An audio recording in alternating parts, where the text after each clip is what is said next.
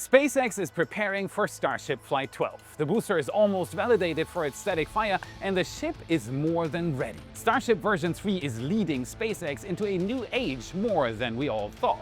They just became the most valuable company in the world through an acquisition no one would have predicted, and NASA is late.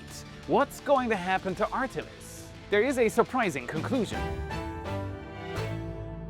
My name is Felix, welcome to What About It, let's dive right in. Starship updates. Well, my friends. What a crazy week it's been, and we're not done with it yet. First, we had the one thing that matters most to Starship fans right now. When do we get that next launch? When can we expect version 3, which will change everything on the pad? Fear not, my friends, Booster 19 is still standing, and it has made us and SpaceX proud. Both the ambient pressure test and the cryo tests are almost done. Version 3 did not rupture a second time, and all is sunny in the land that is Starbase. On Monday, I woke up just to frantically look at my phone for news about Booster 19. It's the stuff of nightmares for a Starship enthusiast. After Booster 19 has completed these tests, it will return to the production site. Teams of engineers will go over every inch of the booster to check how it fared during these tests. Once they deem it fit for duty again, engines will be installed. And not just any engines. Raptor 3, the rocket engine that brought this channel its highest ever view count for a single video, is finally going to get some real-world data.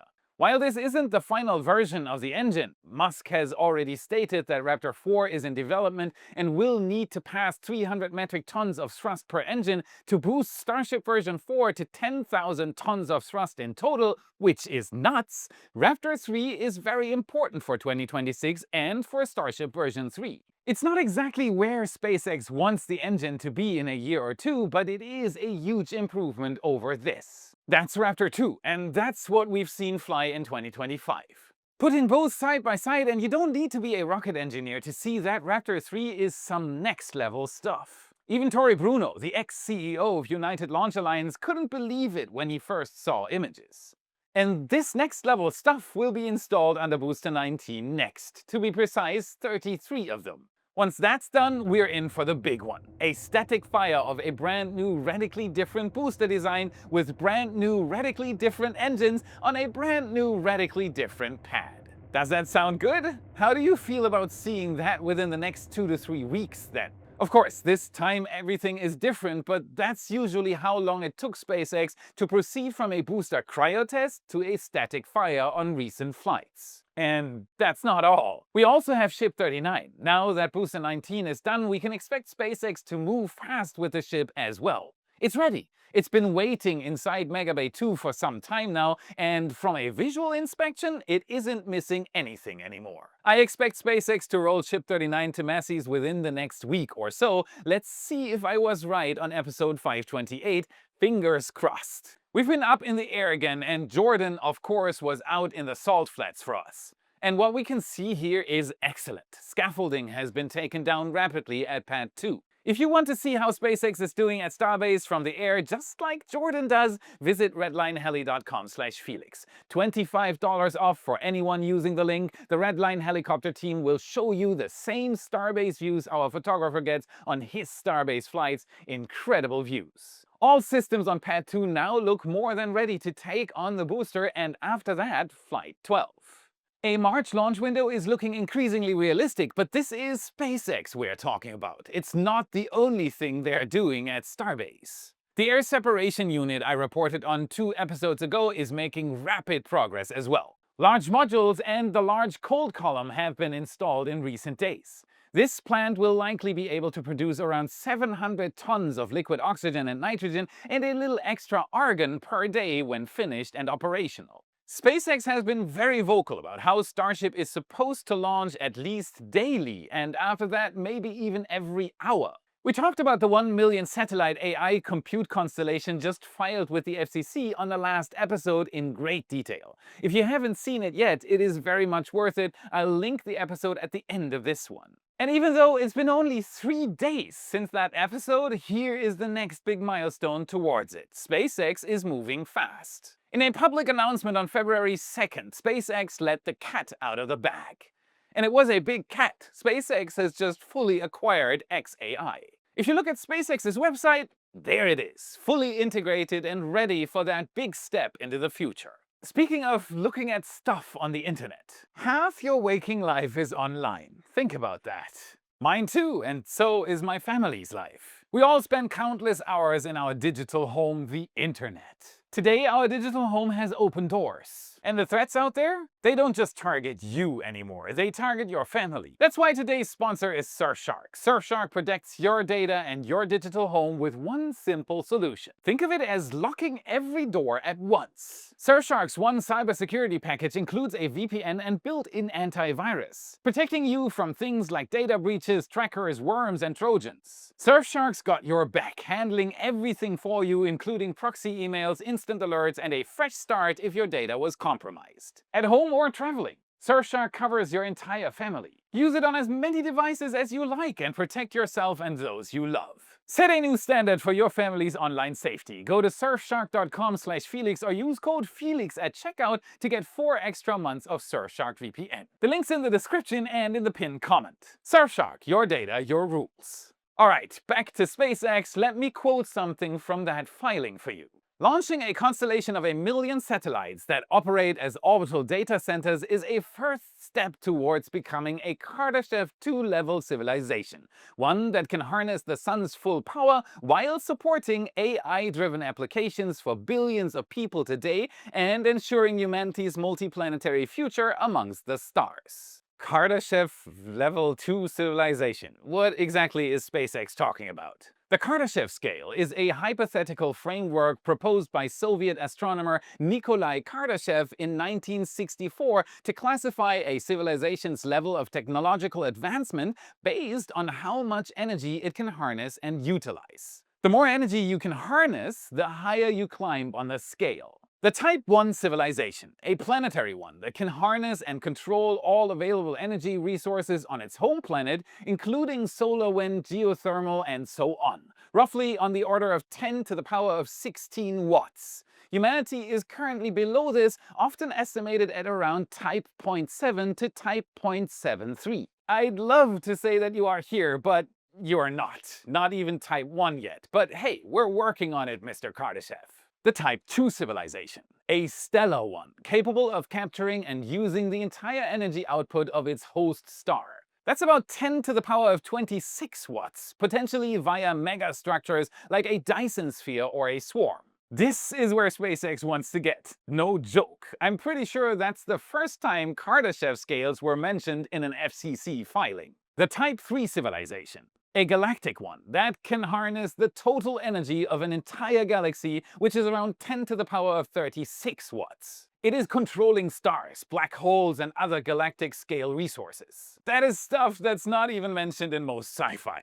Okay, so we're on a good way to become a Type 1 civilization. Good job, everyone, we rock. But is there really a realistic way to get to Type 2, or was this just PR blah blah from SpaceX? While it will take more than Starbase Texas to reach a Kardashev Type 2 civilization level, SpaceX's idea isn't just empty talk. And we can find some clues to this in SpaceX's announcement for the XAI acquisition, which, by the way, turned SpaceX into the most valuable private company in the world, just as a side note. If you want to help us make even better content and become a Kardashev Type 2 YouTube channel, hit the subscribe button to stay informed. Like this video if it brought you value and become a wise supporter for those extra heli flights. Be off, you will chat with me and gain more insights into the topic you love. Thank you very much, you rock. And I quote again, while launching AI satellites from Earth is the immediate focus, Starship's capabilities will also enable operations on other worlds. Thanks to advancements like in-space propellant transfer, Starship will be capable of landing massive amounts of cargo on the moon. Once there, it will be possible to establish a permanent presence for scientific and manufacturing purposes. Factories on the moon can take advantage of lunar resources to manufacture satellites and deploy them further into space. By using an electromagnetic mass driver and lunar manufacturing, it is possible to put 500 to 1,000 terawatts per year of AI satellites into space, meaningfully ascend the Kardashev scale, and harness a non-trivial percentage of the sun's power. Now, you've just watched some more beautiful work by our resident 3D magician Elliot, whom I introduced at the end of the last episode, so it is all just renders and text again. But that doesn't mean this won't become a reality eventually. SpaceX's Starship, as crazy as it may sound, will be able to do this in a few years. The motivation is there as well. Money can be made out there, and that's all it takes to get the job done. One thing is clear, SpaceX is capable of turning the impossible into late. The question is just how late, which is an excellent segue to the next news. After the SLS wet dress rehearsal was previously postponed due to cold weather, things looked much friendlier on February 2nd. All in all, the wet dress rehearsal for the SLS is a 49-hour process that started at 8:13 p.m. Eastern Time on January 31st. The test involves filling the rocket with fuel and running through launch procedures without actually lifting off. It's designed to catch problems before the real launch day. And even though the test was largely successful, it did reveal problems. Teams fully loaded the massive SLS rocket with more than 2.6 million liters of cryogenic propellants and sent a crew to the launch pad to prepare the Orion capsule. However, engineers encountered several issues that need to be resolved first, pushing the earliest possible launch from February to March. SLS does have the slowest launch cadence among human-rated rockets, so what went wrong this time? The biggest problem was a hydrogen leak in the fueling system. This reminds me a lot of Artemis 1, which faced a similar hydrogen leak. Engineers spent hours trying to fix it by stopping fuel flow, letting components warm up, and adjusting flow rates. They managed to fill all the tanks and run the countdown down to about 5 minutes remaining. But then the countdown automatically stopped when the leak worsened again. The still cold weather at Kennedy Space Center also caused minor delays and affected some equipment. Additionally, a valve on the crew capsule needed adjustment and communication systems experienced repeated audio dropouts. Houston?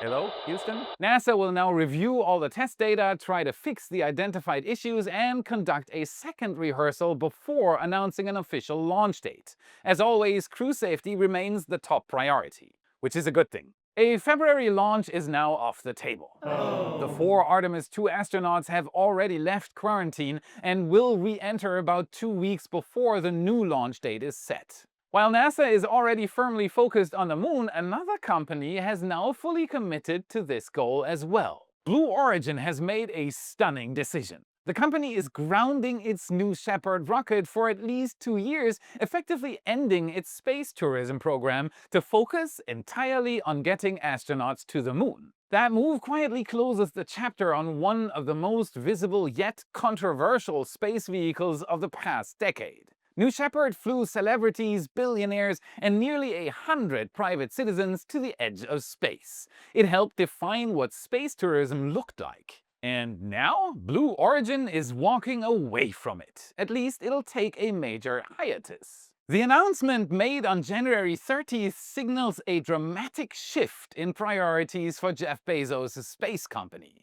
Short, suborbital tourist flights simply can't compete with what Blue Origin is chasing now. Multi-billion-dollar NASA contracts, geopolitical relevance, and a central role in returning humans to the moon. This is about money as much as it is about prestige, and of course, a claim to fame in a future space economy. To understand why Blue Origin made this call, you have to understand what New Shepard really was and what it never became. New Shepard was named after Alan Shepard, the first American in space. The rocket stands just over 19 meters tall and was designed to carry 6 passengers on fully reusable suborbital flights. The keyword here is suborbital. Unlike spacecraft that orbit Earth like SpaceX's Crew Dragon, New Shepard simply went up and back down. It never achieved orbit, and it wasn't meant to. It was a lot like a supergiant freefall tower without the tower. A typical flight lasted about 11 minutes. Passengers climbed into a capsule roughly the size of a large SUV, experienced a powerful launch lasting around 2.5 minutes, and then coasted upward after the engine shut down. At roughly 100 kilometers altitude, just past the international recognized boundary of space known as the Kármán line, the capsule separated from its booster. And then for about 3 to 4 minutes, passengers floated weightlessly, looking out at the curve of Earth against the blackness of space through massive windows. Then gravity returned, parachutes deployed, and finally the capsule touched down in the Texas desert. It was a breathtaking experience, no questions asked. Nonetheless, it was fundamentally different from orbital spaceflight. Astronauts aboard SpaceX's Crew Dragon experience continuous weightlessness for days or weeks, traveling around Earth at nearly 28,000 kilometers per hour. Researchers on the International Space Station conduct experiments for months. New Shepard passengers experienced roughly the same duration of weightlessness as a parabolic airplane flight, the so-called vomit comet used for astronaut training. What was sold here was a dream. Blue Origin marketed New Shepard passengers as astronauts. Technically, they did cross the agreed-upon space boundary, but critics argued the experience was closer to an extreme, very expensive carnival ride than genuine spaceflight. And I'm one of those critics. No hard feelings, Katie. Unfortunately, the scientific value was also limited. While Blue Origin emphasized that New Shepard carried more than 200 experiments over its lifetime, those experiments experienced only minutes of microgravity. Most meaningful space research requires hours, days, or months of sustained conditions. New Shepard wasn't a serious exploration platform. It was an extreme ride that happened to cross an altitude line. And yet, it still mattered. Why? Because it did have its very own unique accomplishments. On November 23, 2015, New Shepard achieved something genuinely historic. Its booster successfully performed a powered vertical landing after reaching space, becoming the first suborbital rocket to do so. That happened just weeks before SpaceX landed its first Falcon 9 orbital booster. The achievement earned Blue Origin the prestigious Collier Trophy, one of the most prestigious awards in the aerospace industry, and helped validate reusable rocket technology that would go on to reshape the launch industry. The crewed program began on July 20, 2021, exactly 52 years after Apollo 11. Jeff Bezos flew aboard the small rocket alongside his brother Mark, pioneering aviator Wally Funk, and Dutch teenager Oliver Damon. Wally Funk became the oldest person in space at 82. Damon became the youngest at 18. Coincidence or record hunting? You tell me. Over the following years, New Shepard carried 98 passengers across 11 crewed missions. Those passengers included William Shatner, who flew at age 90, Michael Schran, Katy Perry, Gail King, and Lauren Sanchez. The program wasn't without its own setbacks, but it had luck on its side. In September 2022, an uncrewed New Shepard booster failed 64 seconds into flight when its engine nozzle malfunctioned. The capsule's escape system worked perfectly and landed safely, but the booster was destroyed. Nobody got hurt, but the program was grounded for more than a year.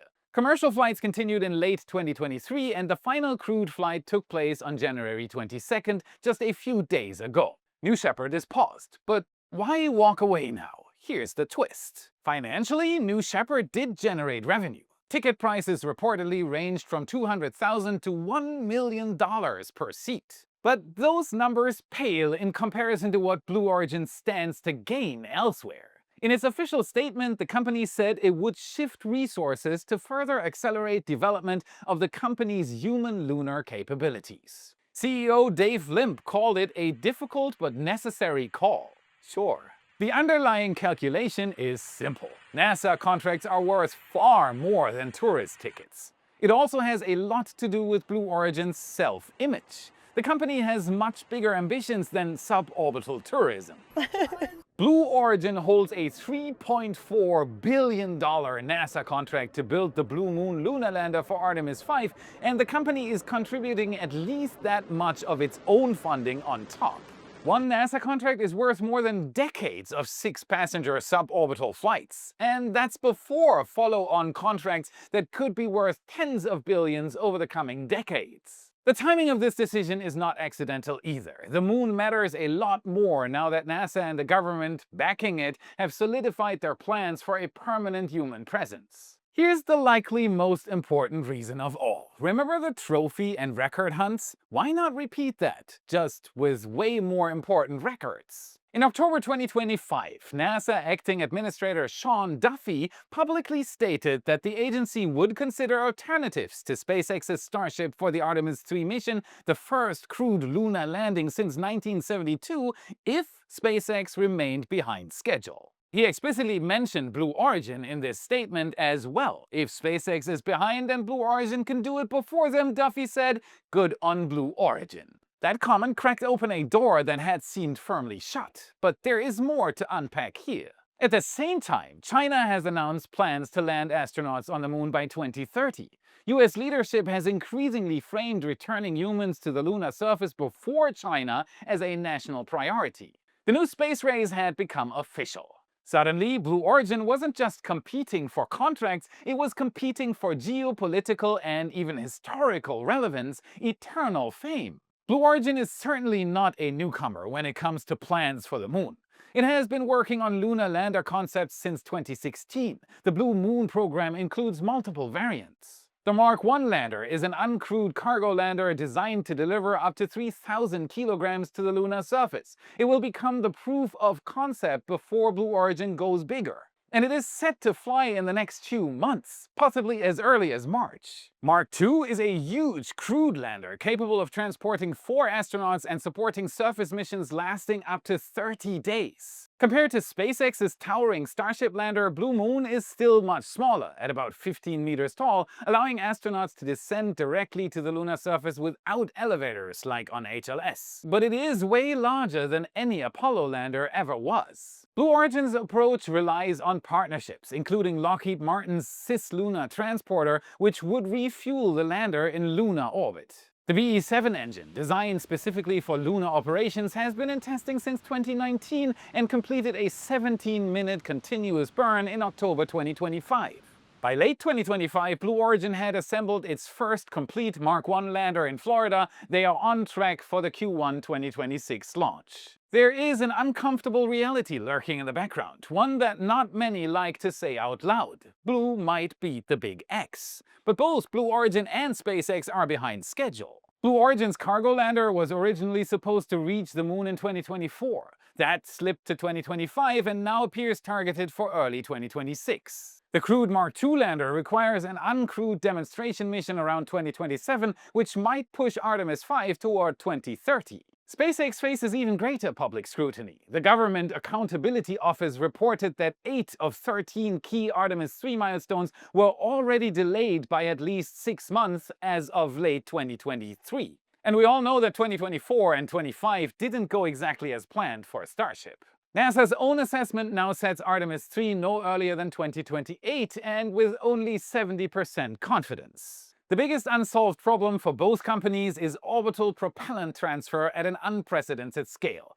This is a capability no one has ever demonstrated. We are eagerly awaiting the V3 Starship to begin testing, as refueling is at the top of the list. SpaceX's Starship requires up to 15 tanker launches to fully refuel in orbit. Blue Origin faces similar challenges in cryogenic transfer. Neither company has yet proven the full chain of technologies required for a crewed lunar landing. Walking away from New Shepard is an admission, but also a gamble for fame. Blue Origin is done selling short experiences. It's betting its future on doing something vastly harder, building the infrastructure for humanity's return to the moon. If the bet pays off, Blue Origin becomes one of the most important space companies on Earth. For Blue, the era of celebrity joyrides is over at this point. Now it has to land on the moon. And that's it for today. Smash the like button, subscribe for more. This is what fuels the algorithm, and this is how you can help us for free. Check out our epic shirts in your favorite Space Nerd store. Our brand new Raptor emblem design and countless others are there for you to explore. Click the card or the US or worldwide link in the description. And if you want to know how SpaceX built Raptor 3, the new Starship powerhouse, and what makes it special, watch this video next to continue your journey. Thank you very much for watching, and I'll see you again in the next episode.